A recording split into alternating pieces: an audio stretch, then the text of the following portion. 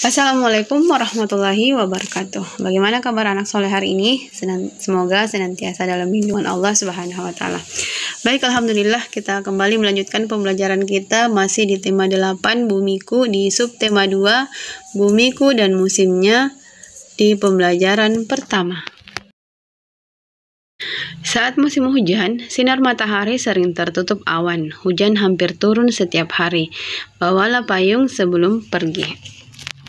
Jika hujan turun terus-menerus, terkadang dampak yang terjadi adalah bencana banjir. Baik, mari kita baca teks berikut yang berjudul Banjir Bukan Sekedar Bencana Alam.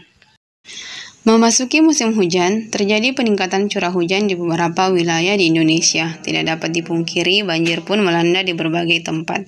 Berbagai faktor penyebab banjir berulang dari tahun ke tahun. Rendahnya kesadaran masyarakat untuk menjaga lingkungan, penebangan liar, pembangunan permukiman tanpa mengindahkan topografi wilayah merupakan penyebab bencana tersebut. Pendangkalan dan penyempitan badan sungai membuat sungai meluap. Hal ini dapat disebabkan oleh faktor alam, namun ada pula ulah manusia yang mempercepat terjadinya hal ini.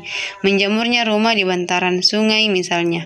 Permasalahan ini sering terjadi di kota yang berpenduduk padat. Paragraf kedua, di sisi lain, penertiban pemukiman liar di bantaran sungai juga menjadi kesulitan pemerintah daerah sepanjang waktu. Dari tahun ke tahun, warga yang tinggal di bantaran sungai Ciliwung, Jakarta harus selalu siaga ketika curah hujan mulai meninggi. Luapan sungai dapat terjadi hingga ketinggian 1-2 meter di dalam rumah. Bukan hanya barang yang harus diselamatkan, nyawa pun menjadi taruhannya. Sudah diperingatkan bahwa pemukiman di bantaran sungai sangat berisiko ketika curah hujan tinggi. Namun tetap saja mereka kembali ketika banjir telah surut. Tumbuhnya pemukiman liar di bantaran sungai mendorong penyempitan badan sungai. Di paragraf ketiga, aktivitas harian warga seperti mencuci dan membuang sampah di sungai juga makin mempercepat pendangkalan sungai. Di Manado, Sulawesi Utara, rawan banjir dan longsor justru terjadi akibat pembangunan kota yang tidak mengindahkan topografi. Sebagian besar wilayah Manado terdiri atas perbukitan, sementara wilayah daratan dengan pemukiman datar sangat terbatas luasnya. Sejalan dengan bertambahnya penduduk, banyak bukit dan lereng kemudian diubah menjadi perumahan. Membaca sekilas dilakukan di dalam hati atau tanpa suara untuk menemukan gagasan utama. Gagasan utama disebut juga ide utama atau inti dari sebuah paragraf. Gagasan utama dalam paragraf dapat ditemukan di awal, di tengah, atau di akhir paragraf. Dalam teks yang agak panjang, biasanya terdapat 150-200 kata. Teks disusun dari gagasan utama dan gagasan pendukung. Setiap paragraf memiliki satu gagasan utama yang merupakan inti dari pesan yang akan disampaikan. Beberapa gagasan utama paragraf dapat dijadikan dasar untuk menemukan pokok pikiran dari suatu teks. Oleh sebab itu, sebelum mencari pokok pikiran dari suatu teks, temukan dulu gagasan utama setiap paragraf. Nah, sekarang coba kalian cari apa gagasan utama dari setiap paragraf yang ada pada teks Banjir Bukan Sekedar Bencana Alam. Anak-anak, pernahkah kalian bertanya mengapa di negeri kita hanya ada musim hujan dan kemarau? Mengapa tidak seperti negara-negara di belahan bumi utara atau selatan yang memiliki 4 musim? Ya, untuk memahami hal tersebut, mari kita baca teks yang berjudul Ada 2, Ada 4. Mungkin kamu pernah bertanya-tanya di dalam hati, mengapa di Indonesia hanya ada musim hujan dan musim kemarau, tidak seperti negara-negara subtropis yang memiliki 4 musim. Keempat musim di negara-negara subtropis tersebut adalah musim dingin, musim semi, musim gugur, dan musim panas. Pada musim dingin, tanah diselimuti salju seperti kapas. Pada musim semi, bunga-bunga bermekaran dengan indahnya.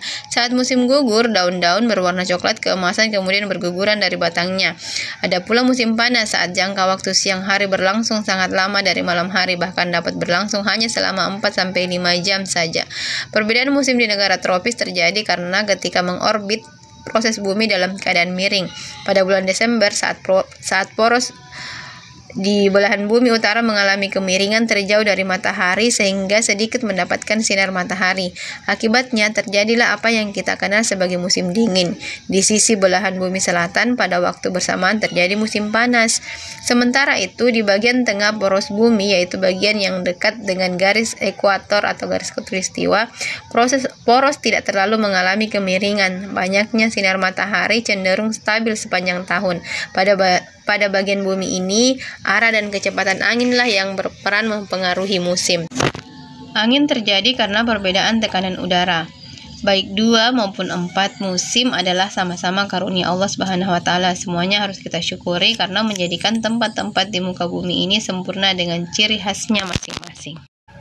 Nah, anak-anak, sekarang coba kalian tentukan gagasan utama yang kalian dapatkan ya ketika mendengarkan teks yang dibaca oleh Ustazah dari video ini.